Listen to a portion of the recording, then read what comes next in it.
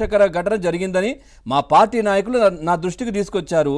వెంటనే ప్రతిపాడు మా party incharge Balasani Kiran, తర్వాత మాజీ మంత్రి అంబటి రాంబాబు సహా అప్పటికే మా పార్టీ నాయకులు ఆసుపత్రికి చేరుకున్నారని మా వాళ్ళు చెప్పారు. వెంటనే 10 లక్షల రూపాయలు కూడా వాళ్ళ ఇంట్లో ఇచ్చామని చెప్పారు. మరి ఇవన్నీ తెలిసినప్పుడు ప్రెస్ మీట్ పెట్టారు కదా ఆయన, అక్కడ ఎందుకు మాట్లాడలేదు?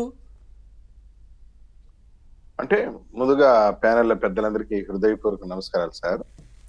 జగన్మోహన్ రెడ్డి యొక్క వ్యవహార తీరు ఎట్టుందంటే, పుష్ప సినిమాలో డైలాగ్ చూసినారా, ఈ కాలు నాదే ఈ కాలు నాదే, నా కాలు మీద నేను వేసుకుంటే మీకేం నొప్పి అన్నట్టు, నా పార్టీ కార్యకర్త నేను చంపుకుంటే మీకేం బాధ అన్నట్టు ఉంది. మా బాబాయ్ చంపుకుంటే మీకేం బాధ, మా బాబాయ్ మా ఇంట్లో కోడిని మేము కోసుకుని తింటే మీకేమి, మా బాబాయిని మేము చంపుకుంటే మీకేమి అన్నట్టు ఉంది ఆయన మాటలు. నేను ఒకటే అడుగుతున్నాను, నీకు పర్మిషన్ ఇచ్చింది 3 వెహికల్స్ కి, వైలేట్ చేశావు, చట్టం అంటే గౌరవం లేదు, వందలాది మంది రౌడీ మూకలతో సత్తెనపల్లికి వెళ్ళావు, పొరపాటున యాక్సిడెంట్ జరిగింది. ఒక బాధ్యత గల వ్యక్తిగా, నువ్వు మాజీ ముఖ్యమంత్రి అనే విషయాన్ని పక్కన పెట్టు, ఒక మానవతావాదిగా, ఒక మనిషిగా నీ డ్యూటీ ఏంది?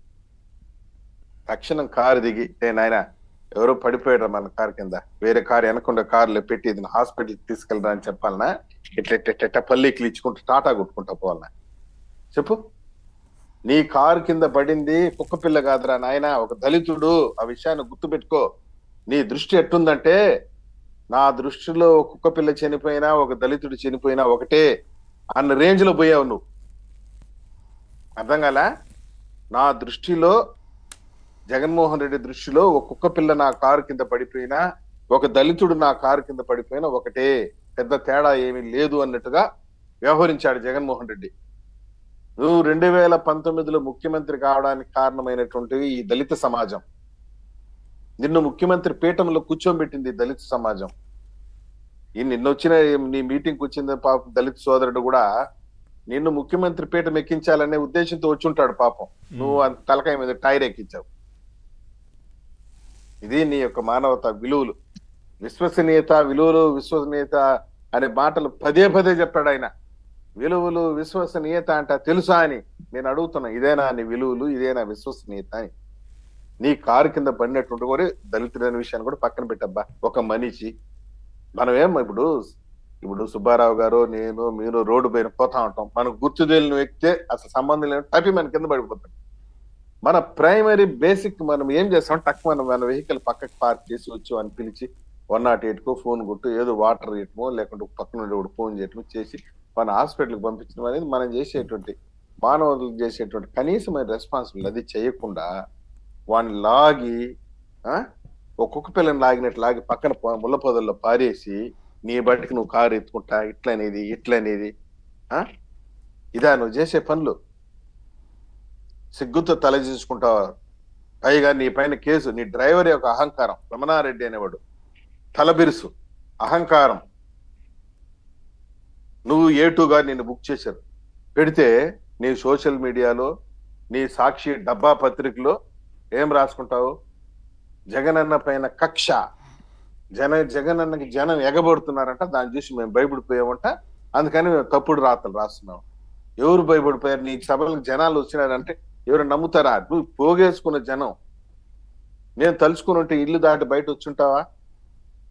బయట రాగలవా? కనీసం సార్ మీరు అన్న పత్రికలో ఇట్లాంటి సంఘటన జరిగింది కదా, దాని గురించి మరి ఇట్లా అక్కడ వాళ్ళ రిపోర్టర్లు ఫాలో అవుతున్నారు కదా, కనీసం తెలుసు కదా విషయం, అందులో రాశారా?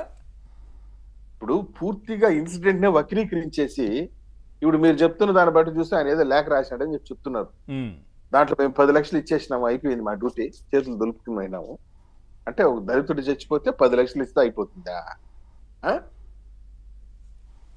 నువ్వు పెంచుకునే బొచ్చు కుక్కలేమో నీ ఇంట్లో ఉంటాయి, దళితుడేమో నీ కారు టైర్ కింద ఉంటాడా?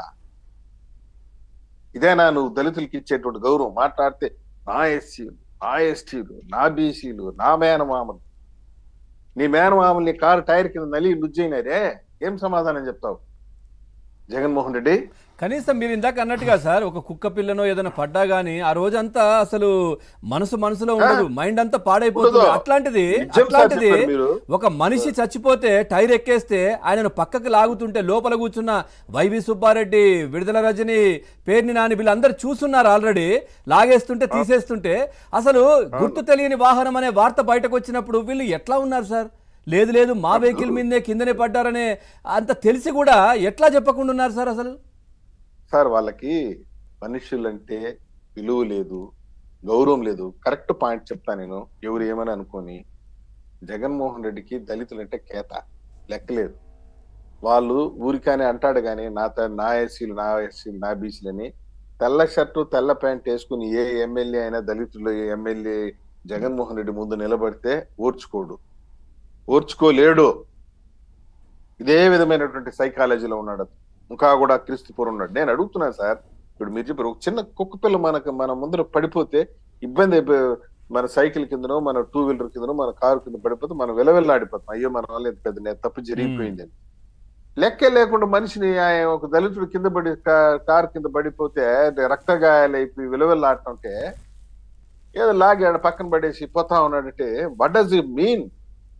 ఏంది నీ ఉద్దేశం? ఏంది? ఏమి చేయలేరనా? వీళ్ళంతా చంపేసి నా కారు కింద వేసి తొక్కేసి ఎవడు పట్టించుకోపోతాడరా వీళ్ళని?